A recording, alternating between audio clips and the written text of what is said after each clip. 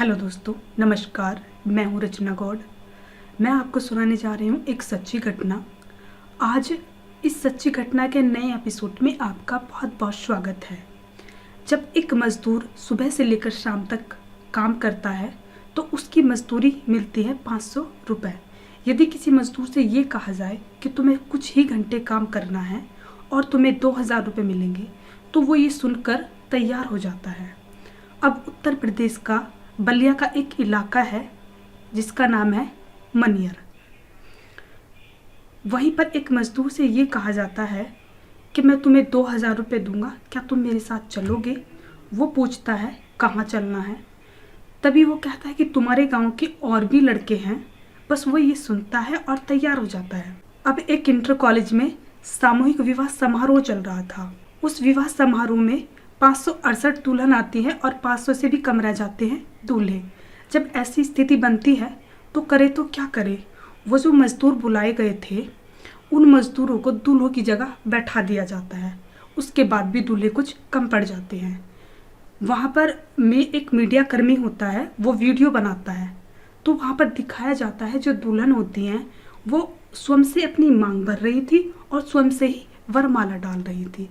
बस जब ऐसा देखा तो फिर शोर मच जाता है कि ये कैसा सामूहिक विवाह है। दरअसल ये यहाँ तक भी ठीक होता है जो रुपये पैसों के लिए ऐसी गड़बड़ी करता है। अब आगे जो होने वाला था आप सुनकर भौचक्के रह जाओगे, सोचने पर मजबूर रह जाओगे कि ऐसे कोई कैसे कर सकता है। उत्तर प्रदेश का एक जिला है महाराजगंज और इसी का ही एक विकासखंड परिषद है लक्ष्मीपुर की मैं बात कर रही हूँ। 5 मार्च 2024 लगभग 1 बजे के आसपास का वक्त होता है।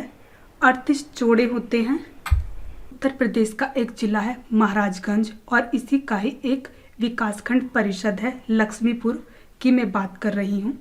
5 मार्च 2024 लगभग 1 बजे के आसपास 38 जोड़े थे और इन 38 जोड़ों का एक साथ सामूहिक विवाह किया जा रहा था। और उत्तर प्रदेश की सरकार सामूहिक विवाह के लिए कुछ अनुदान देती है। जैसे ही 38 जोड़ों का सामूहिक विवाह किया जा रहा था वहां पर कुछ स्थानीय नेता और अधिकारी मौजूद होते। इसी बीच एक व्यक्ति वीडियो बनाता है और अपने सोशल मीडिया अकाउंट पर अपलोड कर देता है, ये कहते हुए कि उत्तर प्रदेश की सरकार गरीबों के लिए कितना अच्छा काम कर रही है। ये वीडियो वायरल हो जाता है। जब ये वीडियो वायरल हो जाता है लोग इसे देखते हैं और जो लोग इसे देखते हैं वो बोलते हैं कि यकीन ही नहीं आता, आखिरकार कोई व्यक्ति ऐसा कैसे कर सकता है। यह सच नहीं हो सकता। यहीं से ये आवाज़ चलती है 5 मार्च 2024 की ये तारीख थी जिस दिन ये शादी होती है। और धीरे धीरे बात चलते चलते एक गांव से दूसरे गांव, तीसरे गांव, तहसील स्तर पर, फिर ब्लॉक स्तर पर, ब्लॉक से जिला स्तर तक, जिले स्तर से डीएम तक ये बात पहुंच जाती है। डीएम से पूरे प्रदेश में फैल जाती है। इसके बाद ऐसा कोई ही व्यक्ति होगा जिसे इस बात का पता ना हो। वीडियो वायरल हो जाता है। वीडियो जब वायरल हो जाता है सभी लोग उसे देखते हैं। जो लोग उसे देखते हैं वो कहते हैं कि ऐसा कैसे हो सकता है, हमें यकीन ही नहीं आता, कोई व्यक्ति ऐसे कैसे कर सकता है, यह सच नहीं हो सकता। तभी ये आवाज़ वहाँ से चलती है। 5 मार्च 2024 की तारीख थी जिस दिन वो शादी होती है और धीरे धीरे चलते चलते एक गांव से दूसरे गांव, तीसरे गांव, ब्लॉक स्तर पर, जिला स्तर पर, डीएम तक ये बात पहुंचती है। फिर धीरे धीरे पूरे प्रदेश में ये बात फैल जाती है। ऐसा कोई ही व्यक्ति होगा जिसे ये बात न पता। बात ये थी कि एक गांव होता है कजरी, दूसरा गांव होता है लेहड़ा। कजरी गांव की रहने वाली होती है प्रीति यादव और लेहड़ा गांव का रहने वाला होता है रमेश यादव।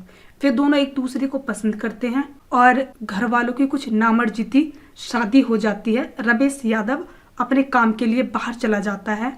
अब इसी बीच इन्हें किसी ने बताया कि मुख्यमंत्री आदित्य योगीनाथ द्वारा साल 2017 में एक ऐसी योजना आई थी जिसमें सामूहिक विवाह के बाद दुल्हन को कुछ नगद रुपए मिलेंगे और कुछ घरेलू सामान दिया जाएगा। जब वो यह बात सुनती है तो कहती है कि हमारा तो विवाह हो चुका है। बिचौलिया कहता है तो क्या हुआ, तुम्हारा ही तो पति है, 7 फेरे लेने हैं और पैसे लेने हैं और घर आ जाना है। प्रीति यादव पूछती है कि इसके लिए क्या होगा।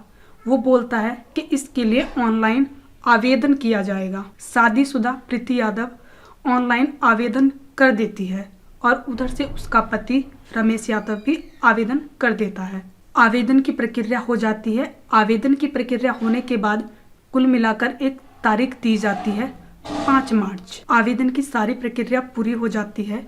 आवेदन की सारी प्रक्रिया पूरी होने के बाद कुल मिलाकर एक तारीख तय कर दी जाती है शादी की 5 मार्च। इसके लिए एक स्थान तैयार किया जाता है। विकासखंड परिषद लक्ष्मीपुर, उस मैदान में 38 जोड़ों की शादी के लिए विवाह मंडप सजाया जाता है। मंडप सजाने के बाद इंतजार किया जाता है कि दूल्हा दुल्हन के परिवार वाले आए और आगे की प्रक्रिया शुरू की जाए। 2 पंडित जी होते हैं।